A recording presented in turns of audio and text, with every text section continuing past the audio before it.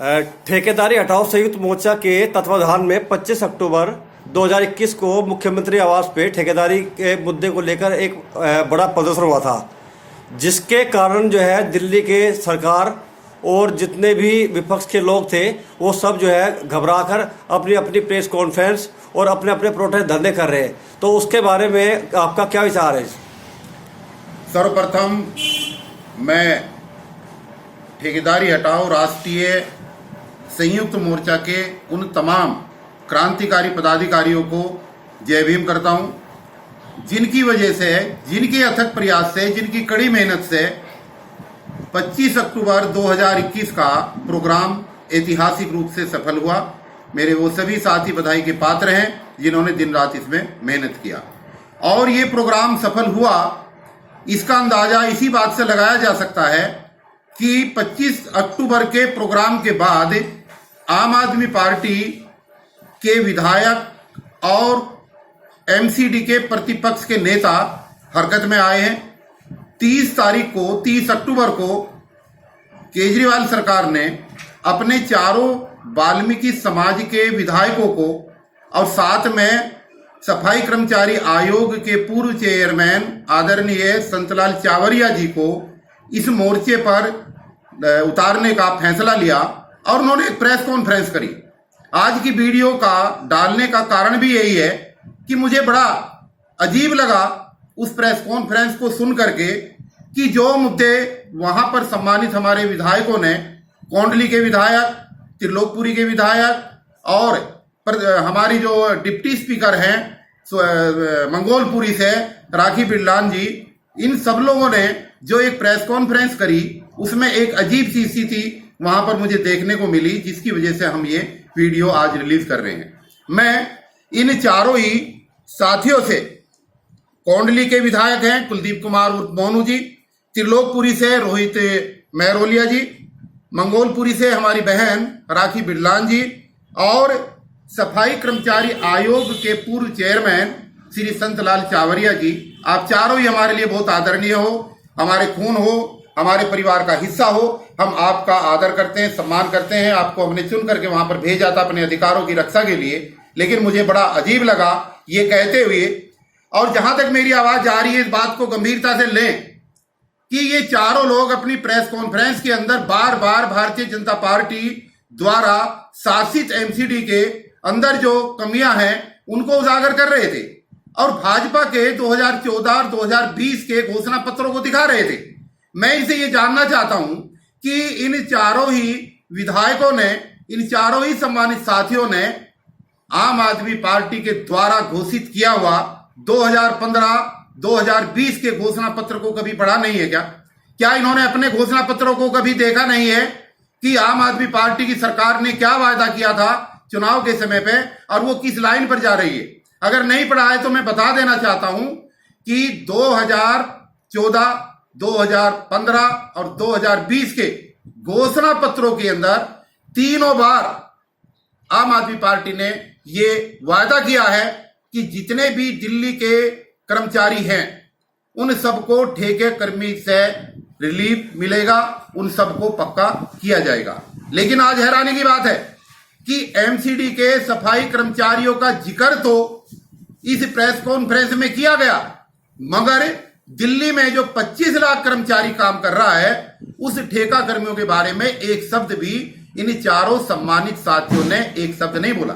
दूसरा मैं ये कहना चाहता हूं कि एमसीडी के अंदर जिन लोगों को पक्का होना है, जैसा उन्होंने चिन्हित भी किया कि नॉर्थ वाली एमसीडी के अंदर 6,600 कर्मचारी पक्के होने हैं, इसी तरीके से ईडी एमसी के अंदर और साउथ वाली एनडीएमसी के अंदर अगर हम देखें तो ये 25,000 से ज्यादा कर्मचारी नहीं है जिनको पक्का होना है। लेकिन साहब, आज सवाल ये होता है कि दिल्ली के अंदर सफाई कर्मचारी के काम के पेशे से जुड़े हुए वाल्मीकि समाज, जिनकी आप रोने रो रहे हो, जिनके आप घड़ियाली आंसू बहा रहे हो, उनकी तादाद आज 5 लाख है।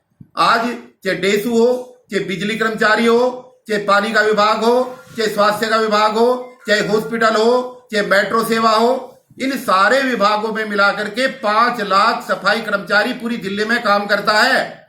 अगर 25,000 कर्मचारियों को पक्का करने के लिए भाजपा शासित एमसीडी जिम्मेदार है।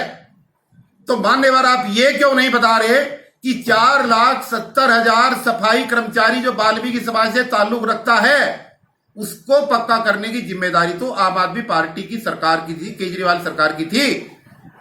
आप अपना मैनिफेस्टो क्यों उठा करके नहीं देख रहे? आप भाजपा के मैनिफेस्टो की बात कर रहे हैं। और 31 तारीख में तीनों नेता प्रतिपक्ष जो एमसीडी के अंदर है, नॉर्थ वाली एमसीडी के नेता प्रतिपक्ष हैं विकास गोयल जी, साउथ वाली के हैं प्रेम चौहान जी और ईडीएमसी के हैं मनोज त्यागी जी। 31 तारीख को आपने एक प्रेस कॉन्फ्रेंस करी और एमसीडी के मुख्यालय को, सिविक सेंटर को आज घेरने का ऐलान किया। मगर बड़े ताजुब की बात है कि जिन सफाई कर्मचारियों के लिए आप घड़ियाले आंसू बहा करके समाज को भ्रमित करने का काम कर रहे हैं, आज आपके पार्टी के कोई भी कार्यकर्ता वहां पर नहीं पहुंचे। तीनों नेता प्रतिपक्ष मिलाकर के भी 100 आदमी नहीं जुटा पाए। इससे यह समझ में आ रहा है कि केजरीवाल सरकार के दिल और दिमाग में और उनके मंत्रियों और उनके विधायकों और उनके पार्षदों के दिमाग में सफाई कर्मचारियों का कितना दर्द है। क्यों नहीं आया कार्यकर्ता? क्यों नहीं आज एमसीडी को घेरा? क्यों दिवाली के उपलक्ष्य में लोगों को सैलरी नहीं मिल रही, उनको बोनस नहीं मिल रहा? आज क्यों वहां पर हजारों की संख्या में आम आदमी पार्टी का कार्यकर्ता नहीं पहुंचा? इससे साबित होता है कि आप सिर्फ दिखावा कर रहे हैं, आप वाल्मीकि समाज को सिर्फ भ्रमित कर रहे हैं और यह समाज अब भ्रमित होने वाला नहीं है। एक पॉइंट को और बता करके मैं ज्यादा समय नहीं लूंगा इस वीडियो में, और वो ये है कि 2020 के घोषणा पत्र के पॉइंट नंबर 11 उसके अंदर ये क्लियर रूप से लिखा हुआ है। आप पढ़ें, आप डाउनलोड भी कर सकते हैं। जहां तक मेरी आवाज आ रही है आप भी डाउनलोड करके देखें। उसमें क्लियर ये लिखा है कि अगर सफाई कर्मचारी ड्यूटी के दौरान अगर उसकी मृत्यु हो जाती है, उसकी डेथ हो जाती है, तो केजरीवाल सरकार, आम आदमी पार्टी की सरकार उस पीड़ित परिवार को, उस आश्रित परिवार को 1 करोड़ रुपए का मुआवजा देगी। और यह घोषणा कब हुई? यह घोषणा हुई 2020 के चुनाव में और मैनिफेस्टो बना 2019 के एंड में, यानी कि अक्टूबर में, जब तक देश में कोरोना नहीं था। पूरे विश्व में कोरोना नहीं था। उस समय कोरोना को कोई नाम भी नहीं जानता था। जब कोरोना शुरू हुआ तो फिर आदरणीय केजरीवाल साहब ने एक प्रेस कॉन्फ्रेंस करी, उसकी कटिंग पूरी दिल्ली में है, और उन्होंने घोषणा करी कि अगर सफाई कर्मचारी कोरोना के दौरान ड्यूटी करते हुए शहीद होता है तो उस कोरोना वॉरियर्स के पीड़ित परिवार को 1 करोड़ रुपए का मुआवजा दिया जाएगा। उसके परिवार के एक बच्चे को सरकारी नौकरी दी जाएगी और उसको रहने के लिए फ्लैट दिया जाएगा। जब आपकी सारी चीज रिकॉर्ड में है, प्रेस कॉन्फ्रेंस सारी रिकॉर्ड में है, आपका मैनिफेस्टो रिकॉर्ड में है, तो इस महामारी के अंदर, कोरोना वैश्विक महामारी के अंदर जो 57 कर्मचारी शहीद हुए हैं, और ये 57 तो सिर्फ दिल्ली नगर निगम के हैं, इसके अलावा सैकड़ों ऐसे कर्मचारी हैं जो सफाई का काम करते हैं, जो नगर निगम में काम ना करके दिल्ली जल बोर्ड में काम करते हैं, बिजली विभाग में काम करते हैं, मेट्रो में काम करते हैं। तो साहब ये जो सैकड़ों की संख्या है, आप चारों लोग, संतलाल चावरिया साहब, आप और आपके साथ बैठे हुए तीनों विधायक, आपका मुंह क्यों नहीं खुल रहा कि ये सरकार सफाई कर्मचारियों को 1 करोड़ का मुआवजा क्यों नहीं दे रही है? तो ये जो आप प्रेस कॉन्फ्रेंस करके समाज को भ्रमित करने का काम कर रहे हैं, ये समाज अब भ्रमित होने वाला नहीं है। 25 अक्टूबर 2021 को एक बानगी थी, एक स्टार्टिंग थी, एक धमाकेदार एंट्री हुई, वो एक अंगड़ाई थी, और ये आंदोलन किसी भी सूरत में बंद होने वाला नहीं है। हम आने वाले 10 नवंबर को, हमने एक मेमोरेंडम में भी केजरीवाल साहब को ये लिखित में दिया है कि हम अनिश्चितकालीन धरना देने जा रहे हैं, और जब तक सभी सफाई कर्मचारियों को 1 करोड़ जो एक्सपायर हो चुके हैं, उनके परिवारों को जब तक 1 करोड़ का मुआवजा नहीं मिलेगा, उनके परिवार के बच्चे को सरकारी नौकरी नहीं मिलेगी, उनको रहने के लिए आवास नहीं मिलेगा, तब तक ये धरना दिल्ली के अंदर जारी रहेगा। बेशक आने वाले 2022 के चुनाव में, जब तक चुनाव आते हैं तब तक ये धरना चलेगा। ये पैसे केजरीवाल सरकार को देना पड़ेगा, और हम ये पैसा लेकर के हर हालत में रहेंगे। तो मेरी आप सभी लोगों से गुजारिश है कि आप धरने की तैयारी करें, आप धरने को सुचारू रूप से जारी रखें और ठेकेदारी हटाओ राष्ट्रीय संयुक्त मोर्चा के तमाम पदाधिकारियों को मैं एक बार फिर बधाई देते हुए इस प्रोग्राम की सफलता की उनसे आग्रह करता हूं कि आने वाले 10 नवंबर से शुरू होने वाले अनिश्चितकालीन धरने के लिए अभी से कमर कस लें और इस सरकार को तब तक घेरते रहें। सरकार से हमारी कोई अंदरूनी कोई मन मुटाव नहीं है, हमारी कोई राजनीतिक प्रतिद्वंदता नहीं है, लेकिन ये स्लोगन हमारा रहेगा कि ठेकेदारी प्रथा बंद करो वरना कुर्सी खाली करो। दिल्ली पर वही राज करेगा जो कच्चे कर्मचारियों को पक्का करेगा, जो कर्मचारियों की बात नहीं करेगा उसको दिल्ली पर राज नहीं करने देंगे। अगर सफाई कर्मचारी पक्के नहीं होंगे, अगर ठेकेदारी प्रथा बंद नहीं होगी तो 2022 के नगर निगम के चुनाव में वोट की चोट होगी और किसी भी सूरत में इस सरकार को हम यहां पर वोट इस समाज की नहीं लेने देंगे।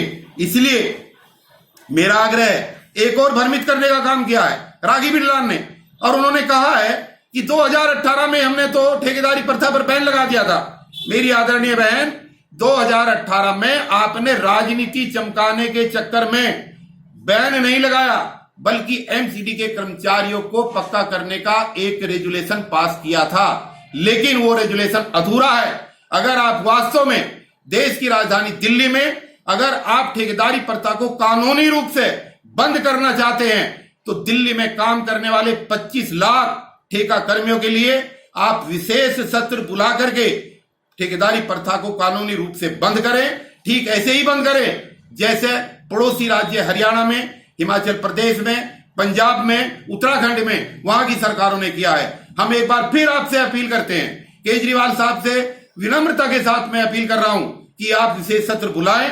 आप अस्थाना के अपॉइंटमेंट पे विशेष सत्र बुला सकते हैं, आप मंदिर के मामले में विशेष सत्र बुला सकते हैं। तो जहां 25 लाख यहां पर ठेका कर्मी काम करता हुआ है, आप इसके लिए विशेष सत्र क्यों नहीं बुला रहे हैं? ये आज जवाबदेही है, ये वादा खिलाफी है, ये समाज के साथ धोखा है। और दिल्ली सरकार का केजरीवाल मॉडल पूरी तरीके से दलित विरोधी है, आरक्षण विरोधी है, महिला विरोधी है और ये देश के साथ एक मुफ्तखोरी का मॉडल है। हमें रोजगार चाहिए, मुफ्तखोरी नहीं चाहिए। अगर हमें रोजगार मिलेगा, हमारे बच्चों को सरकारी नौकरी मिलेगी, हम अपना बिजली का बिल खुद जमा करेंगे, हम अपने बूढ़े माँ बाप के लिए दवाई खुद ला करके देंगे, हम उनके लिए पानी की व्यवस्था खुद करेंगे। इसलिए हमें रोजगार चाहिए, अपना आरक्षण चाहिए। 8 लाख सरकारी कर्मचारी, 8 लाख सरकारी पद खाली पड़े हैं, आप उनको भरिए ताकि समाज के SC ST और OBC के लोगों को 4 लाख सीटों पर उनके घरों में उजाला हो और उनको जो है सरकारी नौकरी पर पहुंचने का मौका मिले। इसलिए ये भ्रमित करने वाले प्रेस कॉन्फ्रेंस आप चाहे कितने भी कर लें, और अभी तो आपने वाल्मीकि समाज के सिर पे उन विधायकों को बैठाया है।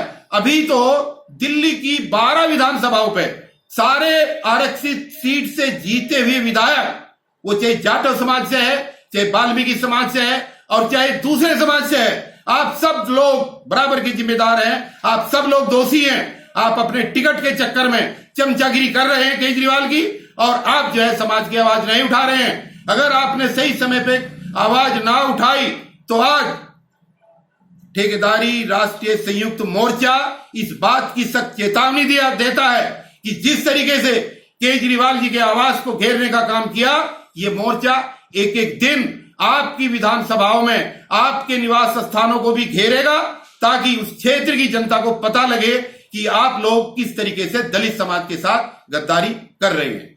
तो ये वीडियो मुझे मजबूरन डालना पड़ा, और जहां तक मेरी आवाज जा रही है, आप सभी से मेरा निवेदन है कि आप सब लोग, भाई बहन, युवा साथी, वो चाहे किसी भी धर्म से है, किसी भी जाति से है, ठेकेदारी प्रथा किसी एक जाति विशेष की प्रथा नहीं है। ठेकेदारी प्रथा देश के हर युवा की समस्या है, वो चाहे किसी भी जाति से संबंध रखता है, और हर विभाग की समस्या है। इसलिए सब लोग जो इस ठेकेदारी प्रथा को अभिशाप समझते हैं, जो समझते हैं कि ठेकेदारी प्रथा से जो है युवाओं का भविष्य खराब हो रहा है, वो सब लोग ठेकेदारी प्रथा राष्ट्रीय संयुक्त मोर्चा के साथ जुड़े और हमारा सहयोग करें। इन्हीं शब्दों के साथ पुनः आप सभी को मेरा क्रांतिकारी जय भीम।